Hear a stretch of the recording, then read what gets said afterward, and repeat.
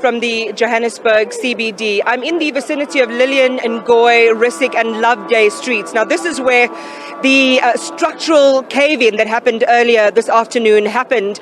And if I look just behind me, it covers at least 2 or 3 blocks. You can see some vehicles that have also fallen into this huge gap in the road. Eyewitnesses say they heard a loud explosion and then the earth cracking open.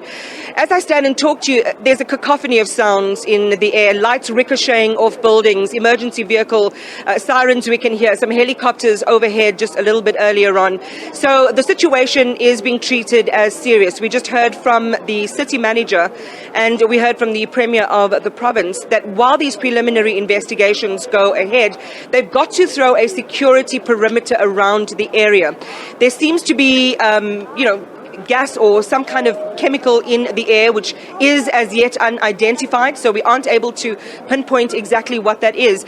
But if you take a look around, there are a number of emergency authorities here, integrated emergency officials that are dealing with urban search and rescue, disaster management, the ambulance service, the police, the ambulance, the South African police, the JMPD. So it really is a hive of activity as all of those who are subject matter experts in either search and rescue or the detection of incidents like this are busy with their work. Now we heard from the Premier that they will keep us updated on an hourly basis.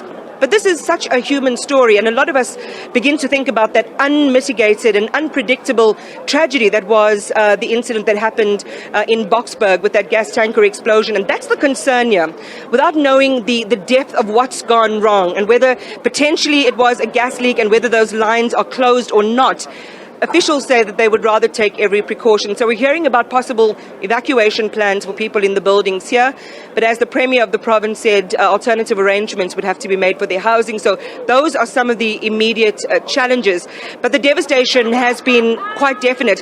In fact, when we got here, we spoke to one official who said that it seemed as if that gap, that structural effect, that damage and that hole had widened and gotten worse in the time that they had reported to the scene. So again, it is a situation that is in flow.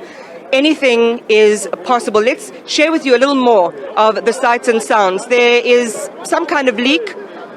We are very concerned, obviously. That is why we have left our Wednesday and all came here. I was in Rustenburg at the by-election when I heard about this, and I immediately drove here. So the MMC of Infrastructure is here, the MMC of Community Development is here, the MMC of Public Safety is here, the Mayor is here. So we are all concerned with what has happened. But obviously, a thorough investigation is needed to make sure that we get the cause of what has happened. But I must say, in my personal capacity also, that it can't be a coincidence that we've had the same gas explosion in Ekurhuleni, and now it's happening here. And both of them, obviously, we are experiencing the same thing of illegal mining. But I'm not saying that is the cause. The investigation will tell us what the cause of the gas explosion is. Why would you say it's illegal mining? I did not say it's illegal mining. I am saying it can't be a coincidence that where there's illegal mining in Ekurhuleni and here in Johannesburg, the same thing has happened. But the investigation will reveal the real cause of what has happened. I'm just concerned about the road of the city of Johannesburg that has been damaged on a very busy road that is used by taxis. It's a very serious concern. MMC for Infrastructure, just share with us what you estimate this damage to be valued at, but more importantly, what teams you've brought in to help you make those very important assessments around the safety of the buildings. No, currently it's not easy to estimate the damage cost.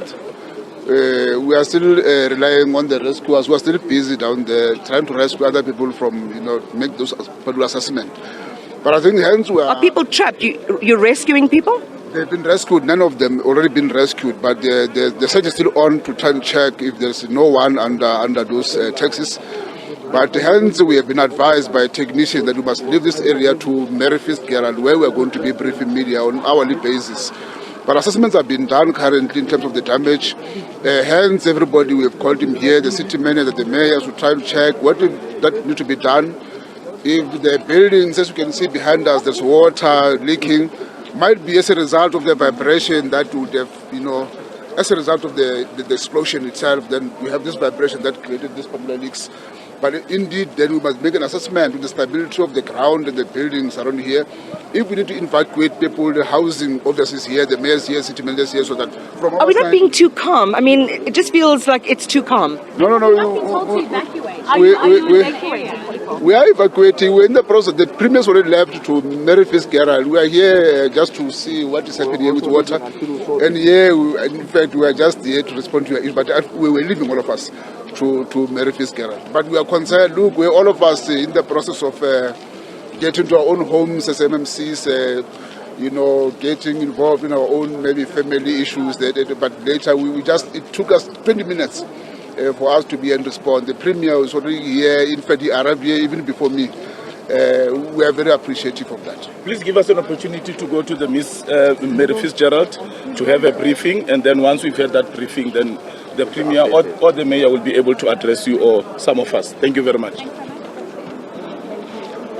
All right, so that's what we know at this moment. But I think the important thing to note is that in the absence of immediate information, it's very hard to ascertain exactly the extent of the damage and, more importantly, the cause of the damage and what the imminent or non-imminent danger might be for not only us but the residents in this area. So hopefully we will hear more information based on some of the preliminary investigations that the combined investigative teams are saying that they are conducting on the ground here. But by all accounts, I mean, as I talk to you, Bongiwe, my throat is dry. You're not struggling to breathe necessarily. You can't really smell anything in the air. But I've confirmed with our camera crew and our other crew that are here from the SABC, it doesn't seem as if the air itself is normal. So we will leave it on that point until we get more information from the Joint Ops team to find out exactly what the way forward is and whether they're closer to understanding why this all happened in the first place. Back to you in studio. All right, that's my colleague there, Iman Rapeti, in the Johannesburg CBD, and we'll continue to bring you more on this developing story throughout the course of the evening, because as you hear, the MMCs are going to be getting a briefing at Mary Fitzgerald Square, which is just a few meters away from where they are, and we'll be able to get a sense of whether or not people will be evacuated, because it does seem like the situation is somewhat getting desperate. But of course, we are going to be hearing from the disaster management centers, that JOC that will then be established, that Joint Operations Center, which will include everyone, in order for us to get a briefing about what happened here, where does the gas come from, what was it being used for, because there's still quite a lot of concerns about what could have possibly happened here.